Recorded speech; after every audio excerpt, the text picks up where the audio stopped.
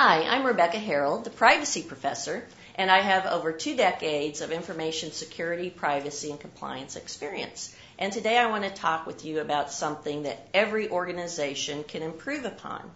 The weakest link in a security and privacy program is people. People are the things that cause so many of our breaches and incidents today. Now, a lot of people say, well, technology, if it's in place, will help to prevent all types of security incidents and privacy breaches. But the fact is, the human element can defeat those very controls, those very technology controls. So you need to make sure that you help the humans that you depend upon to protect your information while they're doing their job responsibilities on a day-to-day basis. They have the knowledge that they need to be successful and effectively safeguard it. There are 3 things that humans have, their activities that brings risk to information. Now, the first is something that people almost always think of as the human element, and that is malicious intent. And certainly there's always going to be people that will try to take advantage of vulnerabilities in systems or try to do bad things if they think that they can get away with it.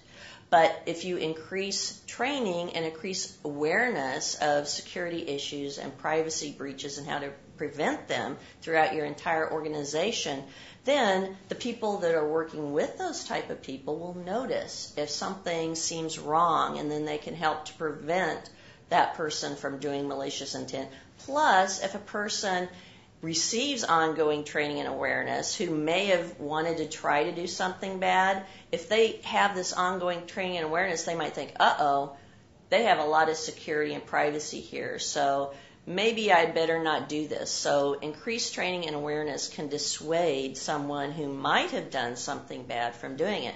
Now, the next type of human risk is basically making mistakes. I mean, every single person makes mistakes throughout the course of everyday life and also throughout the course of doing your work.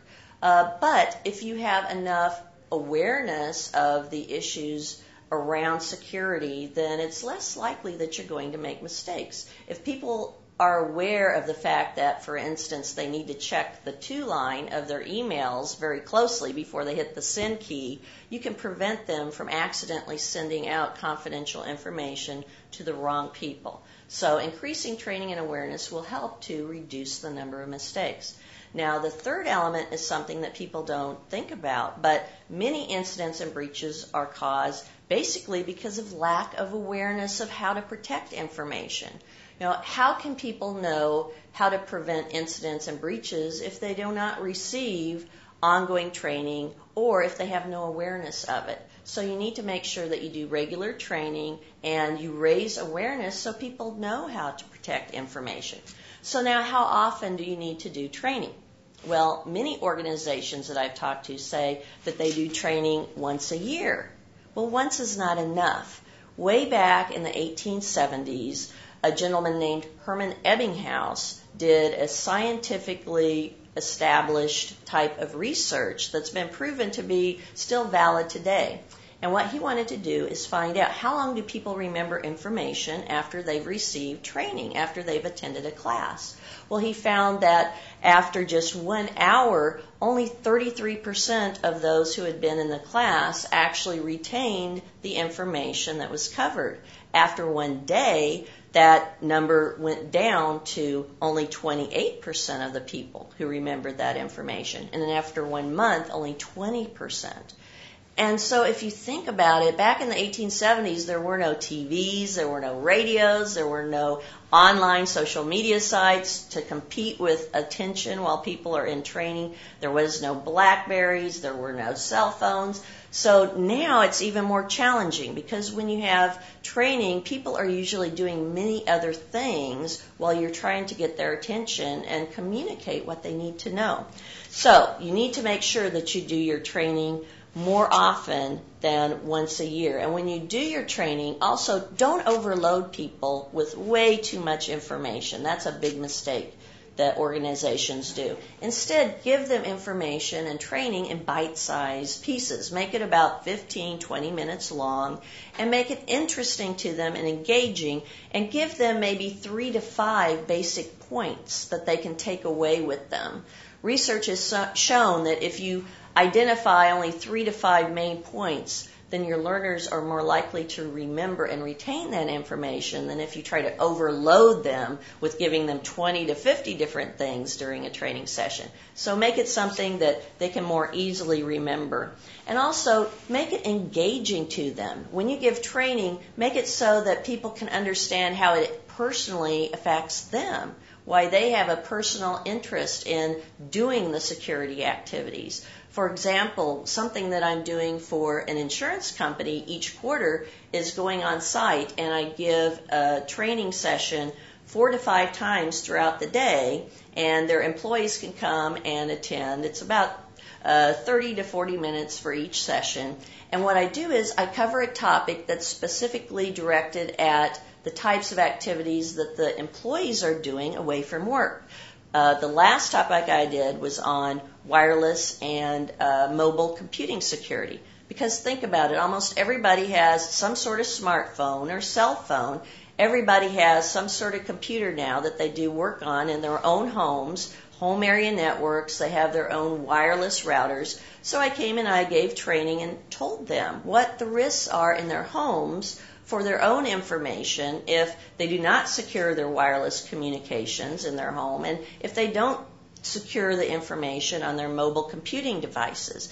As a result, they actually said, now I understand why this is important to do security to protect my information, and that makes it easier for me to see why we need to do security here at the company.